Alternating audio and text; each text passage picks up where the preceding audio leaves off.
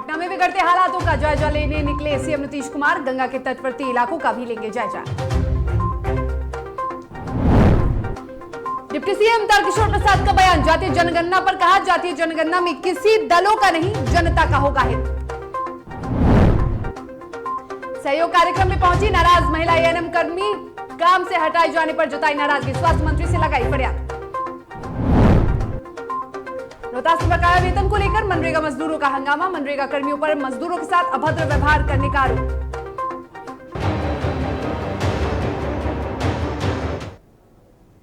नमस्कार, आप देख रहे हैं डीटीवी भारत और आपके साथ मैं हूं शर्मिला चौहान। खबरों की शुरुआत करेंगे और सबसे पहले बड़ी खबर की रुख करेंगे। बता दें कि पटना में भ्रमण पर निकल चुके हैं सीएम नीतीश कुमार। बिगड़ती स्थितियों का जायजा लेने निकले हैं मुख्यमंत्री नीतीश कुमार। करीब 4 घंटे के भ्रमण पर सीएम नीतीश कुमार निकले हैं। बता दें कि बिगड़ती स्थितियों का जायजा लेंगे बिहार के मुखिया नीतीश कुमार। करीब 4 घंटे के भ्रमण पर सीएम नीतीश कुमार निकले हैं और गंगा के तटवर्ती इलाकों का भी दौरा करेंगे। सीएम के साथ बता दें आपको कि कई मंत्री मौजूद हैं, तो सीएम के साथ मंत्री अशोक चौधरी, शिक्षा मंत्री विजय चौधरी मौजूद हैं। डीएम चंद्रशेखर सिंह भी सीएम नीतीश कुमार के साथ हैं। बता दें कि करीब 4 घंटे तक भ्रमण पर निकले हैं मुख्यमंत्री नीतीश कुमार। तो प्रदेश में कोरोना संक्रमण के खतरे में आए सुधार के बाद अब बिहार पर बाढ़ का खतरा लगातार मंडरा रहा है और ऐसे में अब पिछले दिनों लगातार हुई बारिश के कारण उत्तर बिहार में बाढ़ के हालातों का मुख्यमंत्री नीतीश कुमार ने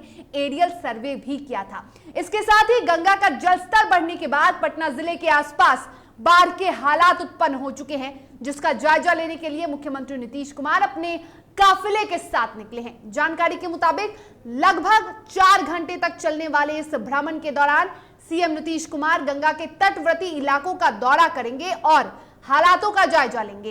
इस दौरान सीएम के साथ बिहार सरकार के मंत्री अशोक चौधरी, शिक्षा मंत्री विजय चौधरी के साथ जिलाधिकारी मौजूद हैं।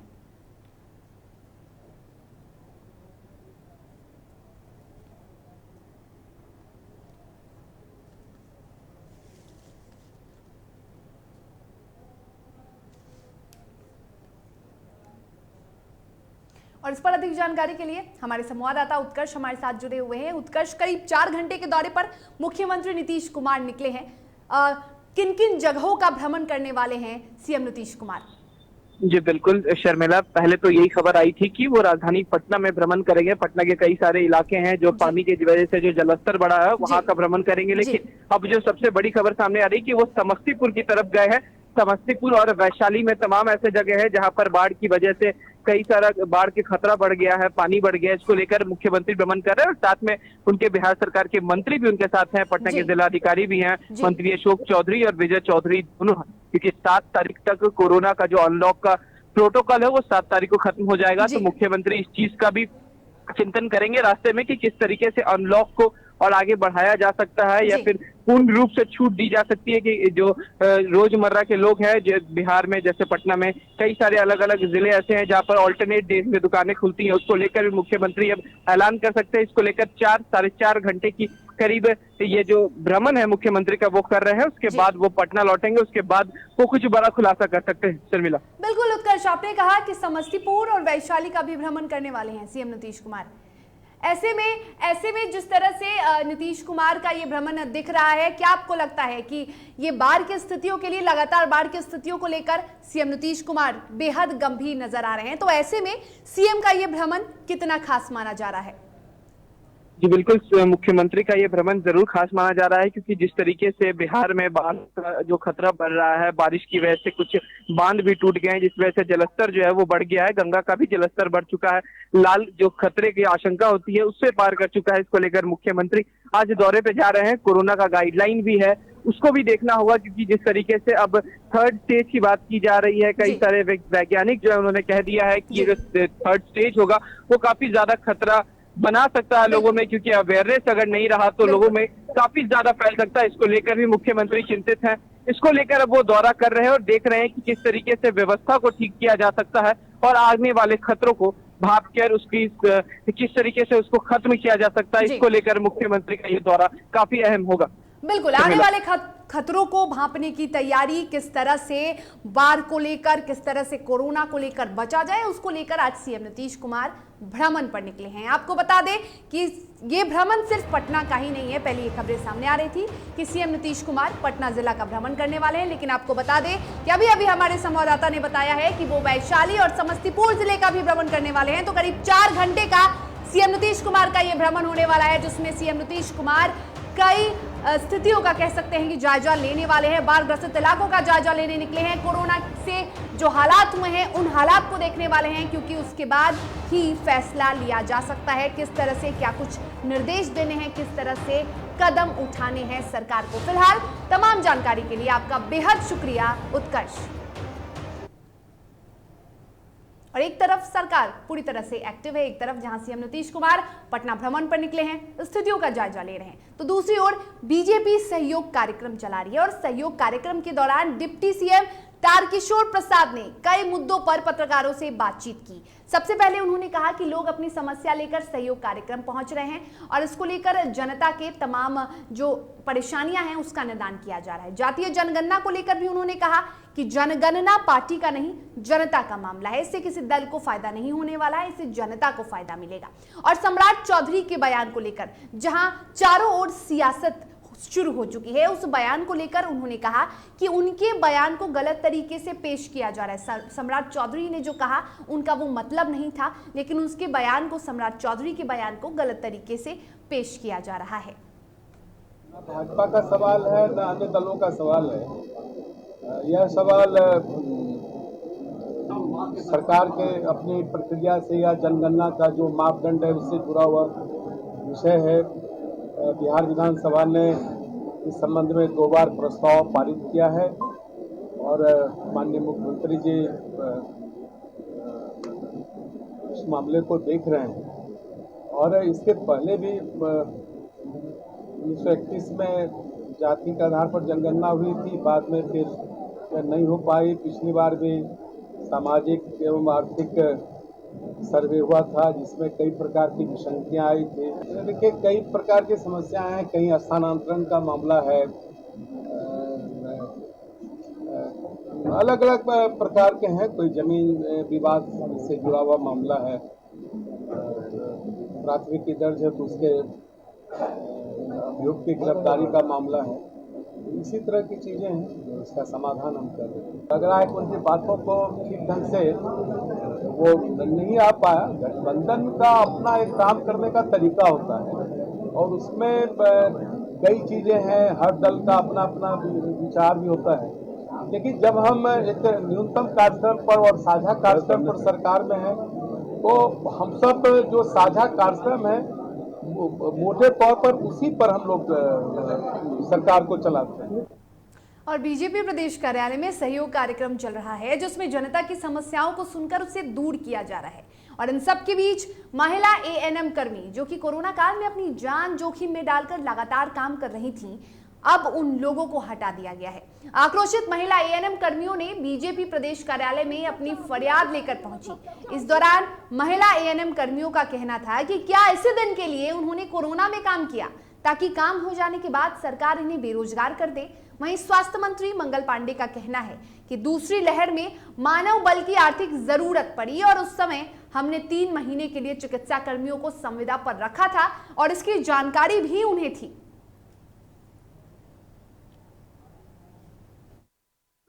आप सब लोग को मालूम है, मीडिया के दोस्तों को भी बताया गया, जब कोरोना का दूसरा वेव आया था तो दूसरे वेव में अचानक मानव बल की अधिक जरूरत पड़ी थी और चिकित्सक, हमारे चिकित्सा कर्मी, पैरामेडिकल, नर्सेज, हमने सभी लोगों को 3 महीना के लिए संविदा पे रखा था, घोषित करके रखा था कि 26 जुलाई तक आपकी सेवा ली जाएगी।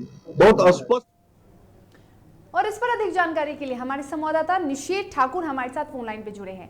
निषेध, एएनएम कर्मियों ने फरियाद लगाई है, स्वास्थ्य मंत्री से फरियाद लगाई है कि उन्हें काम से ना निकाला जाए। सही भी है, क्योंकि जिस तरह से कोरोना काल में उन्होंने अपनी जान की परवाह ना करते हुए काम किया और ऐसे में इस तरह से सरकार को निकाल देना काम से कहीं ना कहीं ये उनके साथ ज्यादती हो रही है। और एक दूसरी सवाल ये करूंगी निषेध कि सरकार ने उन्हें निकाल दिया है ये कहकर कि उनकी जरूरत खत्म हो गई है, और अभी तीसरे लहर का खतरा तो शुरू भी नहीं हुआ है।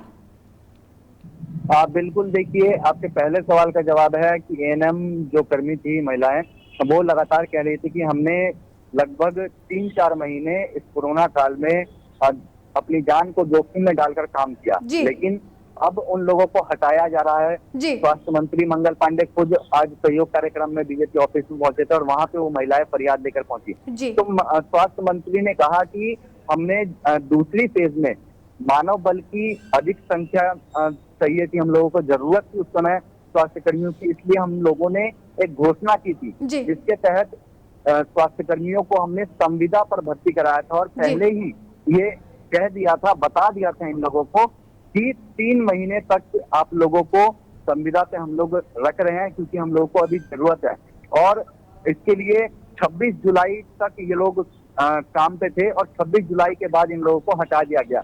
तो कहीं ना कहीं एक तरीके से पहले इन लोगों को बताया भी गया था सरकार की ओर से, लेकिन जो महिलाएं हैं वो कहीं ना कहीं उनका भी आरोप एक तरीके से ठीक माना जाएगा क्योंकि उन लोगों ने भी अपने जान को जोखिम में डालकर कोरोना काल में लोगों की सेवा की, लोगों का इलाज किया। तो कहीं ना कहीं उन लोगों को कुछ ना कुछ रियायत देनी चाहिए। और मंगल पांडे ने ये आश्वासन भी दिया है कि अभी हाल ही में कुछ एएनएम की भर्ती होने वाली है, उनमें उन महिलाओं को मौका दिया जा सकता है।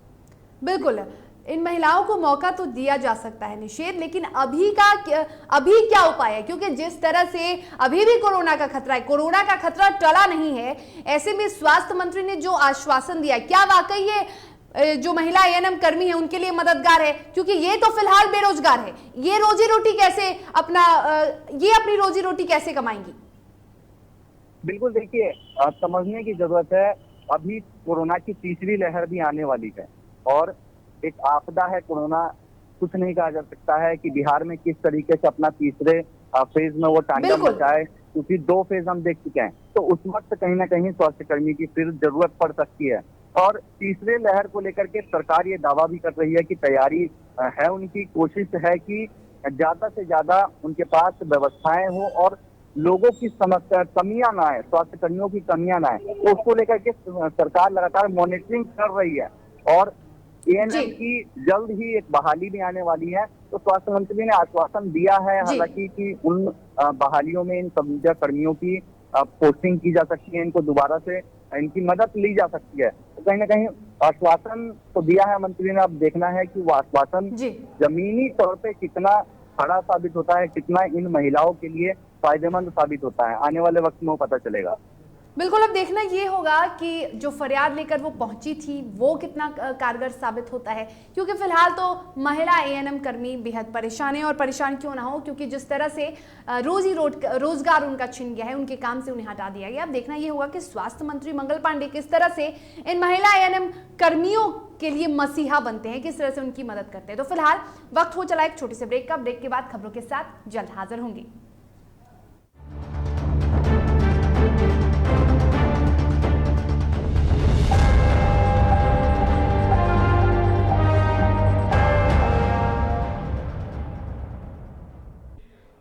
घर चाहिए, मकान चाहिए कि चाहिए दुकान, या फिर चाहिए जमीन जायदाद, वो भी बिना ब्रोकर, बिना कमीशन के, 100% लीगल। अधिक जानकारी के लिए देखिए हमारा खास कार्यक्रम बिल्डिंग बाजार।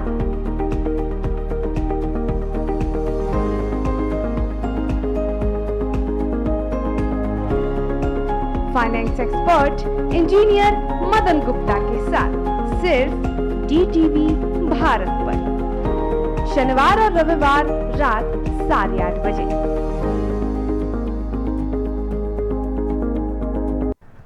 दादी, इतने सारे पापड़ बन गए, क्या करें?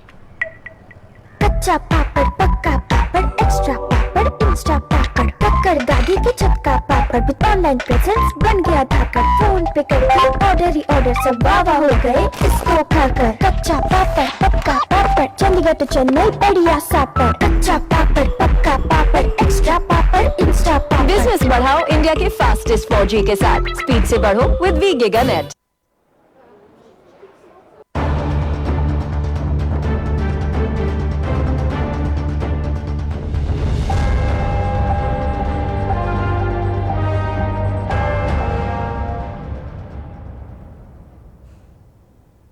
और ब्रेक के बाद आपका एक बार फिर से स्वागत है।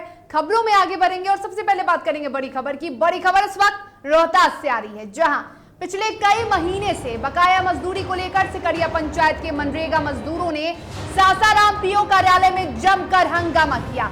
मंगलवार को सिकरिया पंचायत के मनरेगा मजदूरों का उस वक्त गुस्सा फूट पड़ा जब वे अपने बकाया पारिश्रमिक हेतु सासाराम मनरेगा कार्यालय पहुंचे थे, जहां मजदूरों का यह आरोप है कि कार्यालय में मजदूरों यानी मौजूद मनरेगा कर्मियों ने मजदूरों के साथ अभद्र व्यवहार किया, जिससे मजदूरों का गुस्सा फूट पड़ा और जमकर हंगामा किया गया। बाद में समाज सेवियों ने शांत कराने की पहल की।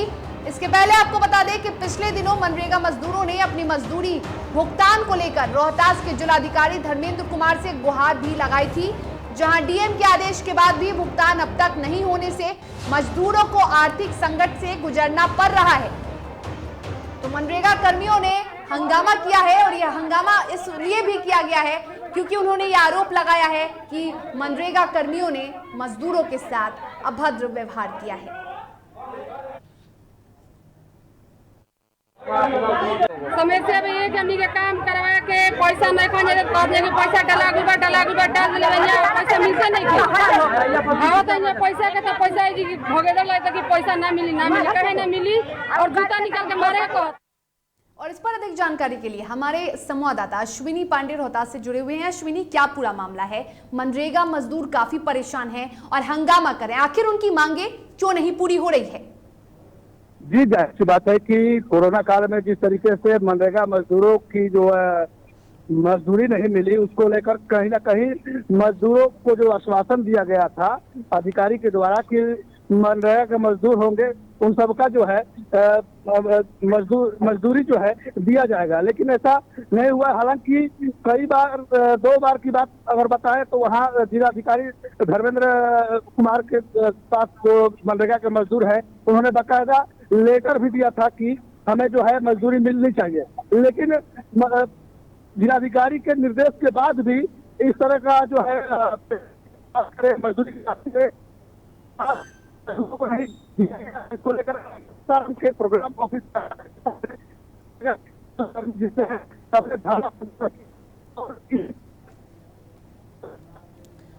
अश्विनी, आपसे सही से संपर्क नहीं हो पा रहा है। तमाम जानकारी के लिए आपका बहुत शुक्रिया। आपको बता दें कि रोहतास में बकाया मजदूरी को लेकर मनरेगा मजदूरों ने हंगामा किया। हंगामा इसलिए भी किया गया क्योंकि मनरेगा मजदूरों का यह आरोप है कि जब वो कार्यालय पहुंचे थे तो उनके साथ मनरेगा कर्मियों ने बदसलूकी की, अभद्र व्यवहार किया गया। कई दिनों से वो लगातार गुहार लगा रहे हैं। रोहतास के डीएम धर्मेंद्र कुमार से भी वो गुहार लगा चुके हैं कि उन्हें उनका वेतन दिया जाए, क्योंकि वो अब आर्थिक संकट से गुजर रहे हैं। लेकिन उसके बावजूद भी डीएम के द्वारा आश्वासन मिलने के बावजूद भी अब तक कोई कार्रवाई नहीं की गई। और चलिए एक और बड़ी खबर से रूबरू करवाते हैं। खबर बेतिया से है, जहां एक बार फिर से मानवता शर्मसार हो गई। मानवता शर्मसार इसलिए हुई क्योंकि एक बार फिर से भीड़ तंत्र ने न्याय किया। भीड़ तंत्र ने अपने हाथ में कानून ले लिया। चोरी के आरोप में 2 युवकों की जमकर पिटाई की गई। जी हां, खबर बेतिया से है, जहां भीड़ तंत्र ने फिर न्याय किया है। चोरी के आरोप में 2 युवकों को जमकर भीड़ ने पिटा। सिर्फ पिटाई ही नहीं हुई, बता दें कि पिटाई के बाद युवक का सिर भी मुंडवाया गया। तो भीड़ तंत्र ने एक बार फिर न्याय किया। लगातार ऐसी खबरें आ रही हैं, लगातार भीड़ अपने हाथ में कानून लेती नजर आ रही है। पिटाई का वीडियो सोशल मीडिया पर भी वायरल कर दिया जा रहा है और ऐसे में ये खबर बेतिया से है, जहां एक बार फिर से मानवता शर्मसार हुई है। बेतिया के बता दें आपको पश्चिमी चंपारण जिला मुख्यालय बेतिया अनुमंडल क्षेत्र में मानवता को शर्मसार किया गया। दरअसल सिरसिया थाना क्षेत्र के वार्ड नंबर 8 में चोरी के आरोप में 2 युवकों को ग्रामीणों ने पकड़कर न सिर्फ बेरहमी से पीटा बल्कि उनका सिर भी मुंडवाया और पिटाई का वीडियो सोशल मीडिया पर वायरल कर दिया। हालांकि डीटीवी भारत इस वीडियो की पुष्टि नहीं करता। वहीं पिटाई का आरोप गांव के ही शिवनाथ यादव और माधव राव पे लगा है।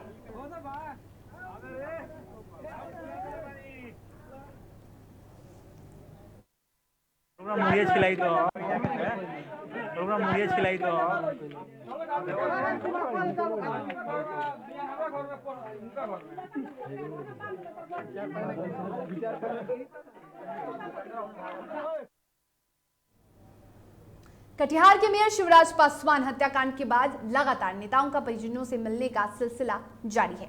विभिन्न दलों के नेता मेयर शिवराज पासवान के परिजनों को सांत्वना देने पहुंच रहे हैं और इसी कड़ी में कटिहार के सांसद दुलाल चंद्र गोस्वामी मेयर के आवास पहुंचे, जहां सांसद ने पीड़ित परिजनों को सांत्वना दी और आरोपियों की गिरफ्तारी के साथ कड़ी कार्रवाई का आश्वासन देते हुए उन्हें कहा कि आरोपी बख्शे नहीं जाएंगे। सरकार अपने स्तर से आरोपियों की गिरफ्तारी के लिए पुलिस के आला अधिकारियों को निर्देश दे चुकी है। सभी अपराधियों पर कड़ी कार्रवाई की जाएगी। आज उसके परिवार से हम मिलने आए थे क्योंकि लोकसभा का सेशन चल रहा था, तो हम लोग उच्च अधिकारी और बाकी जो अपने लोग हैं सब लोगों से बात कर रहे थे, स्थिति से अवगत हो रहे थे और इसमें क्या हो सकता है प्रशासन से भी। लेकिन आज आने के बाद, घर में आने के बाद 2 बेटी, भाई, पूरा परिवार उस पर आश्रित, इससे बड़ा और दुखद बात कुछ नहीं हो सकता है। और बक्सर एडीजे 4 राकेश मिश्रा की कोर्ट ने पति पत्नी हत्याकांड में फैसला सुनाते हुए 6 आरोपियों को आजीवन कारावास की सजा सुनाई है। मुख्य आरोपी को 1 लाख का अतिरिक्त जुर्माना, जबकि अन्य 5 आरोपियों पर भी 50-50 हजार रुपए का जुर्माना लगा है। जानकारी के मुताबिक एक ही गांव में 2 लोगों के बीच जमीनी विवाद को लेकर रंजिश चल रही थी और इसी कड़ी में आरोपियों ने घर में घुसकर दूसरे पक्ष के पति और पत्नी की गोली मारकर बेरहमी से हत्या कर दी थी, जिसके बाद इस मामले में सजा सुनाई गई थी। ये पति पत्नी की घटना है। ये एडीजे फर्स्ट के यहाँ से सजा हुआ है, आजीवन कारावास हुआ है। इसमें अभियुक्त 6 हैं और डबल मर्डर हुआ है। पति पत्नी की घटना है। आप 27 साल से इसमें लगा है, आजीवन कारावास हुआ है और लोगों का 50-50 हजार जुर्माना और एक मुदारे का 1 लाख रुपया का जुर्माना है। गया में 3 बाइक सवार अपराधियों ने बुलेट सवार व्यक्ति को सरेआम गोली मार दी। ताजा मामला मगध मेडिकल थाना अंतर्गत गया चेरकी रोड का है, जहां गोली लगने से व्यक्ति की घटनास्थल पर दर्दनाक मौत हो गई। फिलहाल मौके पर पहुंची पुलिस ने शव को कब्जे में लेकर पोस्टमार्टम के लिए भेज दिया है और मामले की जांच में जुटी है। नालंदा में एक दौर था जब कोरोना वैक्सीनेशन को लेकर सरकार लोगों को जागरूक करने के लिए तरह तरह के जागरूकता अभियान चला रही थी, ताकि ग्रामीण क्षेत्रों में लोगों को कोरोना टीका लेने के प्रति जागरूक किया जा सके। वहीं लोगों में जागरूकता के बाद जब लोग वैक्सीन लेने पहुंच रहे हैं तो लोगों को घंटों इंतजार करना पड़ रहा है। इसके बावजूद भी लोगों को बेरंग हाथ अपने घर लौटना पड़ रहा है। ताजा मामला रेफरल अस्पताल चंडी का है, जहां मंगलवार को वैक्सीनेशन उपलब्ध नहीं होने से आक्रोशित ग्रामीणों ने पटना चंडी मुख्य मार्ग को जाम कर प्रदर्शन किया। पश्चिमी चंपारण के पुलिस जिला बगहा में तेज रफ्तार का कहर देखने को मिला। यहां ट्रैक्टर की चपेट में आने से एक अधेड़ व्यक्ति की मौत हो गई। जानकारी के मुताबिक रामनगर थाना के पकड़ी गांव निवासी प्रमोद ठाकुर अपने परिजनों के साथ रामनगर के बेलागोला के पास सड़क पार कर रहे थे और इसी दौरान ट्रैक्टर की चपेट में आने से उनकी मौत हो गई। वहीं घटना की सूचना के बाद मौके पर पहुंची पुलिस ने चालक को गिरफ्तार कर लिया और साथ ही ट्रैक्टर को भी जब्त कर लिया।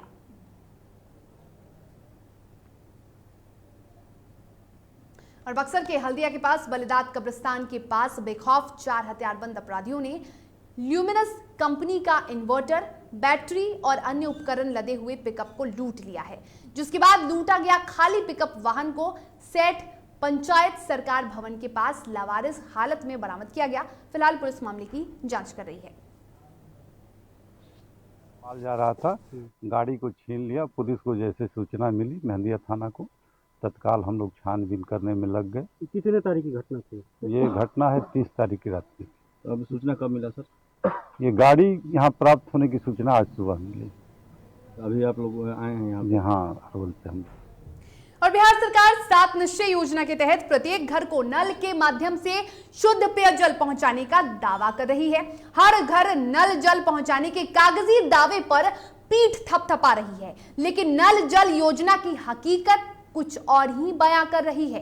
ताजा मामला कैमूर जिले के कृपालपुर वार्ड नंबर 12 का है, जहां विगत 8 महीने से नल जल योजना बंद होने से ग्रामीणों को परेशानी का सामना करना पड़ रहा है। यहां के ग्रामीण शुद्ध पेयजल के लिए तरस रहे हैं।